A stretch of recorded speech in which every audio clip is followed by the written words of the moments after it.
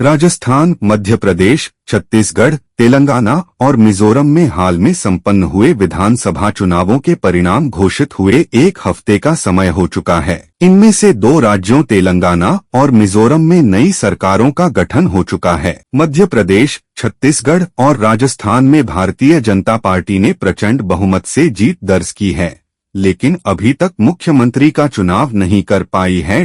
तीनों ही राज्यों के लिए पार्टी ने पर्यवेक्षकों की नियुक्ति की है। इस बीच पूरे देश में यह चर्चा चल रही है कि राजस्थान, मध्य प्रदेश और छत्तीसगढ़ में मुख्यमंत्री कौन होगा। राजस्थान में पहले वसुंधरा राजे मुख्यमंत्री थीं। इसी तरह से मध्य प्रदेश में बीजेपी की ओर से शिवराज सिंह चौहान निवर्तमान मुख्यमंत्री रहे हैं, जबकि छत्तीसगढ़ में रमन सिंह बीजेपी के मुख्यमंत्री रह चुके हैं। इन तीनों को अपने अपने राज्यों में मुख्यमंत्री बनाया जाएगा या पार्टी किसी नए चेहरे को कमान सौंपेगी, इस पर खूब चर्चा हो रही है। चलिए आज हम आपको बताते हैं कि जब पार्टी ने सीएम के चुनाव में देरी की है, तब चेहरे को कमान सौंपकर सबको हैरान कर दिया गया है। तो क्या इस बार भी हो रही देरी का यही मतलब है? अतीत के इतिहास बताते हैं कि बीजेपी ने जब भी राज्यों में मुख्यमंत्री चुनने में अधिक समय लिया तो वहां पुराने नेताओं के बजाय नए लोगों को जिम्मेदारी दी गई है। 3 में से 2 राज्यों राजस्थान और छत्तीसगढ़ में बीजेपी ने कांग्रेस को हराकर सत्ता पर कब्जा किया है।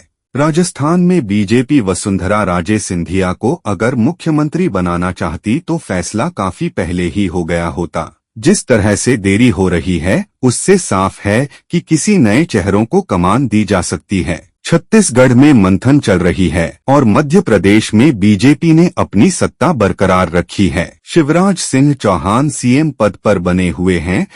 वर्ष 2013 के विधानसभा चुनाव के परिणामों पर नजर डालें तो उस समय ने चुनाव परिणाम घोषित होने के महज 3 दिनों में ही छत्तीसगढ़, मध्य प्रदेश और राजस्थान में मुख्यमंत्री के नामों का ऐलान कर दिया था। ऐसा इसलिए हुआ क्योंकि बीजेपी को इन राज्यों में किसी नए नेता को मुख्यमंत्री नहीं बनाना था। सामने 2014 का ऐतिहासिक चुनाव था और जिनका जनाधार बड़ा था उनके भरोसे चुनाव में उतरना था। चेहरे को सीएम नहीं बनाना था। एमपी में शिवराज, राजस्थान में वसुंधरा और छत्तीसगढ़ में रमन सिंह का मुख्यमंत्री बनाया गया। उसके बाद 2017 के विधानसभा चुनावों में मुख्यमंत्री के चुनाव में काफी देरी हुई। हिमाचल प्रदेश, उत्तराखंड और उत्तर प्रदेश में बीजेपी को मुख्यमंत्री चुनने में देरी हुई थी। नतीजन तीनों ही राज्यों में नए चेहरे मुख्यमंत्री बने थे। उत्तर प्रदेश के मुख्यमंत्री के तौर पर योगी आदित्यनाथ को चुनाव अंतिम चरण में पूरे देश को हैरान करने वाला था। जैसे इस बार के विधानसभा चुनाव के बाद राजस्थान, छत्तीसगढ़ और मध्य प्रदेश में बीजेपी के कई नेता मुख्यमंत्री पद की रेस में हैं। ठीक उसी तरह से 2017 के चुनाव में हिमाचल, उत्तराखंड और यूपी में सीएम पद की रेस में प्रेम कुमार धूमल, अनुराग सिंह ठाकुर, भगत सिंह कोश्यारी, रमेश पोखरियाल निशंक, राजनाथ सिंह, मनोज सिन्हा जैसे कई पुराने और नामी चेहरे शामिल थे। तब बीजेपी ने उत्तराखंड में त्रिवेंद्र सिंह रावत, हिमाचल में जयराम ठाकुर और उत्तर प्रदेश में योगी आदित्यनाथ को सौंपकर अपने चौंका दिया था।